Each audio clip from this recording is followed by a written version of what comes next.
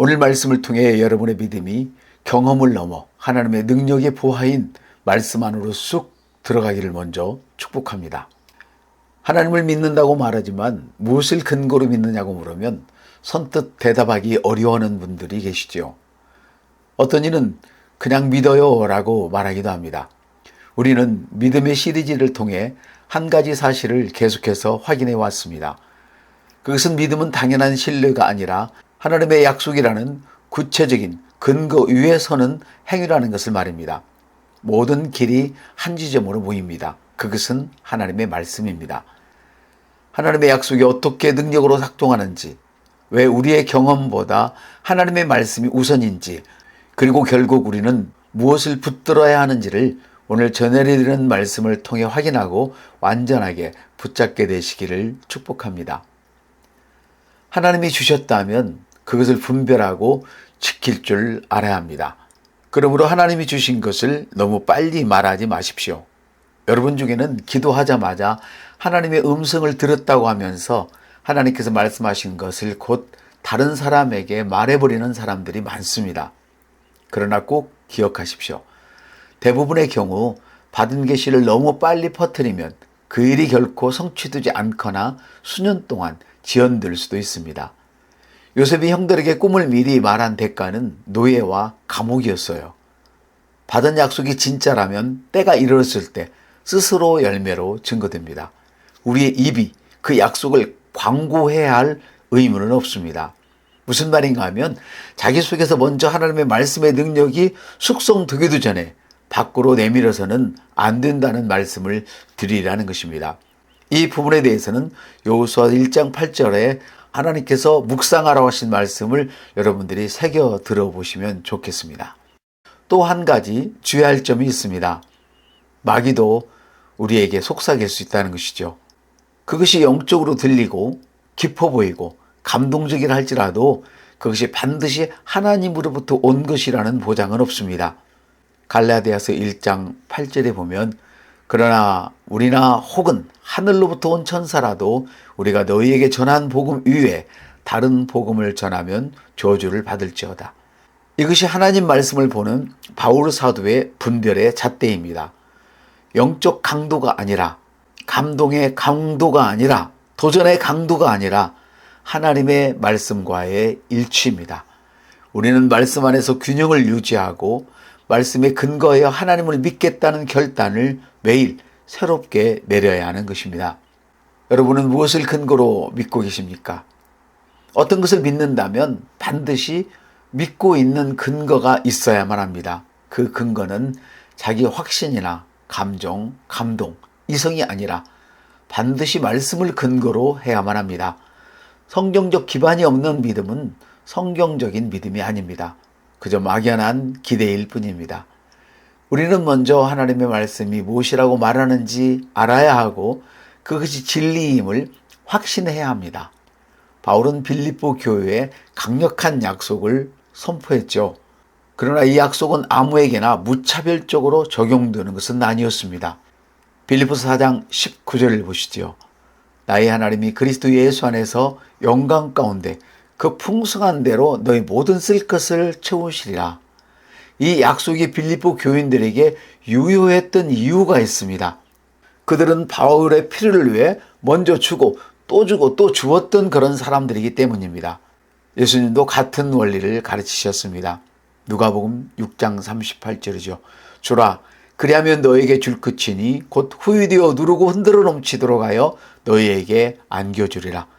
주는 자가 되었을 때에만 받는 자가 됩니다. 믿음은 행동이 따를 때 비로소 작동합니다. 그러므로 여러분이 예수님의 말씀에 순종해서 실제로 주는 사람이었다면 더 이상 주여 주님의 뜻이면 나를 채워주십시오 라고 기도해서는 안 됩니다. 하나님이 말씀하신 약속의 기반 위에 서서 기도해야 하는 것입니다. 당신이 주는 사람이라면 기도는 이렇게 바뀌어야 합니다. 하나님, 저는 주님의 말씀대로 드렸기 때문에 지금 받습니다. 흔들어 넘치도록 받습니다. 이렇게 기도해야 한다는 말이죠. 하나님의 뜻을 모르고 하는 기도와 하나님의 뜻을 분명히 알고 하는 기도는 너무나 다릅니다. 한때 하나님의 뜻을 아는 법, 기도 응답을 받는 법, 이렇게 기도하라, 이렇게 믿어라, 이런 책들이 엄청 잘 팔렸습니다. 교과서인 성경보다 참고서를 더 많이 봤었죠. 주석도 마찬가지고요. 재미있는 일은 자기는 남들이 해석해 놓은 주석을 참고하여 설교하면서도 다른 사람들의 설교를 듣고 은혜 받고 그 설교를 사용하면 험담을 하죠. 사실 둘 다 다를 게 없는데 말입니다. 지금 저는 누구를 지적질하려는 것이 아니라 하나님의 뜻을 알려고 동분서주하고 애쓸 필요가 없다는 것을 말씀드리려는 것입니다. 말씀이 내 안에 거하면 내 뜻은 하나님의 뜻과 일치합니다. 말씀이 내 안에 살게 하기만 하면 나의 뜻은 자연스럽게 하나님의 뜻과 일치할 수밖에 없습니다. 성경은요, 구하라 그리하면 받으리라고 하셨는데 이 말씀은 백지수표가 아닙니다. 이 약속의 말씀이 작동하는 전제는 단 하나, 말씀이 우리 안에 먼저 거해야 하는 것입니다. 요한복음 15장 7절을 보시죠. 너희가 내 안에 거하고 내 말이 너희 안에 거하면 무엇이든지 원하는 대로 구하라. 그리하면 이루리라. 말씀이 내 안에 머물기 시작하면 신기한 일이 일어납니다. 내가 원하는 것 자체가 변한다는 말이죠. 더 이상 불필요한 탐욕이나 죄든 욕망에 휘둘리지 않고 하나님의 공급 안으로 들어가려는 거룩한 열망만 남습니다. 그래서 원하는 대로 구하라가 가능해지는 것입니다. 말씀 안에 거하는 사람은 더 이상 도둑질하지 않고 다른 사람의 것을 탐내지 않고 자기 욕심을 기도로 포장하지 않습니다. 신앙의 지도자라는 목사 중에서도 도둑질하고 범죄하는 사람을 추종하고 따라가는 사람이 얼마나 많습니까?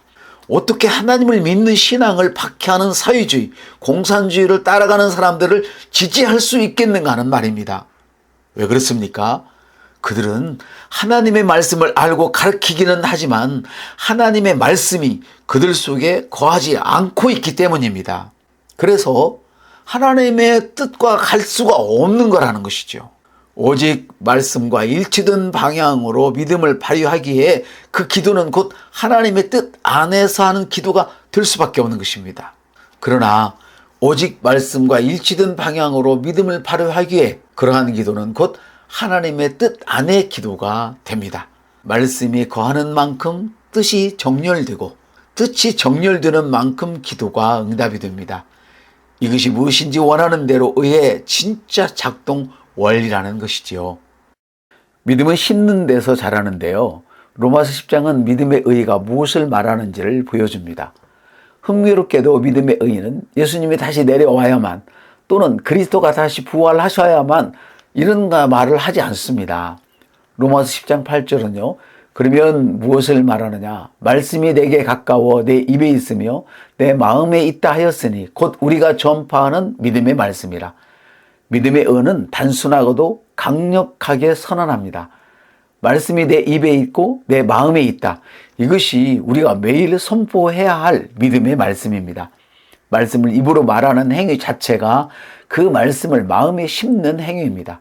계속 반복되는 말씀입니다마는 하나님의 약속, 즉 말씀 안에는 하나님의 약속을 이루는 능력이 이미 내재되어 있습니다. 그래서 우리는 믿음의 씨앗이라고 말합니다. 모든 능력이 결과까지 다 만들어내는 모든 재료들이 그 안에 다 이미 들어 있습니다. 그것이 치유든 재정이든 관계의 회복이든 그 어떤 문제의 해결이든지 답은 늘 같은 자리에 있습니다. 하나님의 약속 안에 있다는 말씀이지요. 그 믿음은 말씀을 들을 때 심기고 말할 때 잘하며 그 결과로 약속이 우리 삶에서 현실이 되는 것입니다. 그러므로 이것을 꼭 기억하십시오. 들으면 심기고 말하면 잘하고 행하면 열매가 된다. 이 흐름을 절대 끊지 마십시오. 이제 우리는 스스로 정직하게 인정해야 할 시점이 왔습니다. 우리는 때로 의심합니다. 어떤 날은 도무지 믿어지지 않습니다. 그럴 때 우리는 손에 쥐어야 할 것 같은 더 강한 감정도 더 큰 감동도 아닙니다. 오직 말씀입니다. 베드로후서 1장 3절은 그의 신기한 능력으로 생명과 경건에 속한 모든 것을 우리에게 주셨으니 이는 자기의 영광과 덕으로서 우리를 부르신 이를 알므로 말미암음이라. 하나님은 이미 모든 것을 우리에게 주셨다고 말씀합니다. 어떻게 주셨습니까? 그분의 말씀을 통해서입니다. 그러므로 우리에게 부족한 것은 새로운 무엇인가가 아니라 이미 말씀 안에 주어진 것을 받아들이는 자세입니다. 성경엔 그렇게 쓰여 있지만 제 경험은 달라요 라고 말해서는 안 됩니다. 이제 더 이상 영적으로 매우 위험한 자리에 있지 마십시오. 당신의 경험을 말씀보다 위에 두는 순간 당신은 영원한 진리 대신 허물어질 모래 위에 집을 짓고 있는 것입니다. 말씀은 영원하고 변하지 않습니다. 그러나 우리의 경험은 시간이 지나면 흐려지고 기분에 따라 다르게 해석되며 때로는 기억마저 왜곡해버립니다.